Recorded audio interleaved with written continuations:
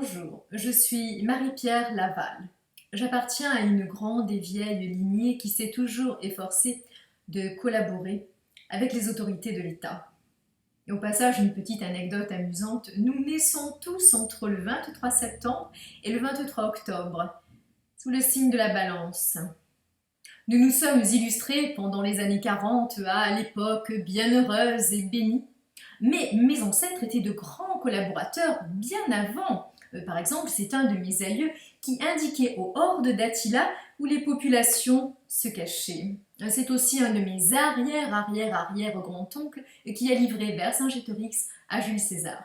Mais je peux vous dire qu'aujourd'hui, la relève est assurée. Déjà, mon cadet lance de grandes campagnes de délation sur Twitter, Insta, et le grand suit les traces de son papa. Oui, il fait médecine.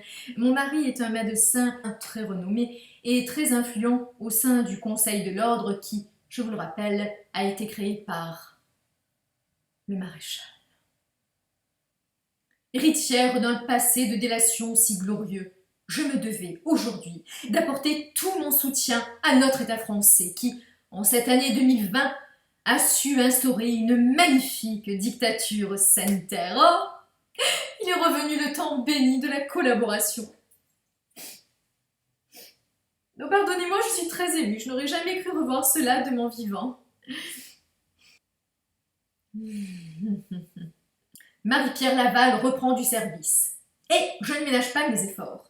Je fais des rondes en permanence dans le quartier et lorsque nous sommes en confinement, j'ai mon équipement, jumelles, micro, caméra. Je suis directement reliée au commissariat central de telle sorte que dès que je constate une infraction, non-port du masque, masque mal mis, non-respect des règles de confinement, les forces de l'ordre interviennent tout de suite.